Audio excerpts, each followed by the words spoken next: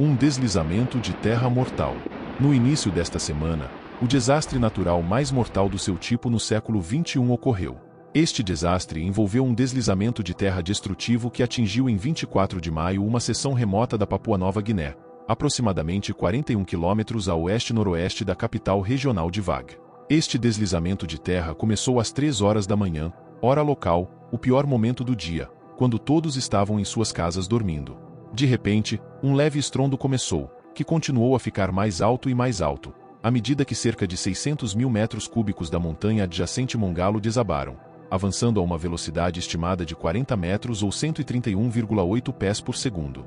Uma parede de rocha de até 130 pés de espessura atingiu sua primeira estrutura meros 4 segundos depois, não deixando absolutamente tempo para escapar. À medida que o deslizamento de terra continuava, prédio após prédio em uma área densamente povoada foi destruído, com o deslizamento parando cerca de 780 metros ou 2.559 pés de sua origem. Algumas pedras rolaram ainda mais, além dos limites do bloco contínuo do deslizamento de terra, e colidiram com casas e árvores mais abaixo na encosta. Quando a fase principal deste deslizamento de terra chegou ao fim, 45 segundos após seu início, uma área equivalente a 18 campos de futebol americanos foi completamente coberta por uma espessa massa de rocha. Estima-se que cerca de 100 casas foram destruídas. Isso indicaria um total de pelo menos 671 mortes. No entanto, outras fontes sugerem um desastre de maior alcance, com até 5.000 pessoas desaparecidas. Então, por que este deslizamento de terra ocorreu? Abordarei rapidamente as causas potenciais apresentadas pela mídia, discutirei causas possíveis adicionais que não foram mencionadas e, por fim, analisarei a plausibilidade de cada uma dessas causas possíveis.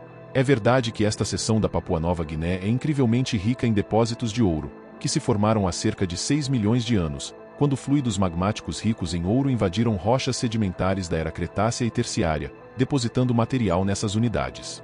No entanto, não existem minas de ouro comerciais que estejam perto o suficiente da área do desastre para terem tido o potencial de desestabilizar a encosta da montanha. Embora haja evidências recentes de mineração em outro morro próximo, este material não estava conectado à região que desabou e parece ter sido extraído apenas para melhorar as estradas locais. Como não encontrei evidências de mineração de ouro, mesmo em pequena escala, na área do desastre, não acredito que esta seja a causa.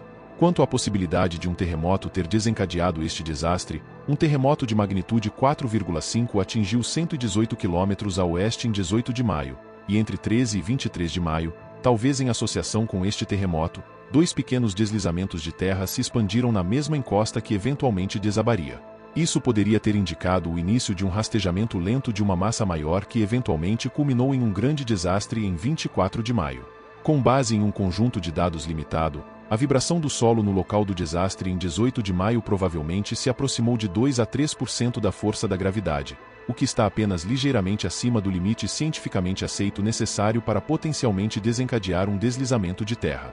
Portanto, uma origem sísmica é plausível como causa. Chuvas fortes são tecnicamente plausíveis como uma origem, especialmente porque a região recebe 134 polegadas ou 340 centímetros de chuva por ano. Então simplesmente não tenho informações suficientes para comentar mais sobre essa possibilidade.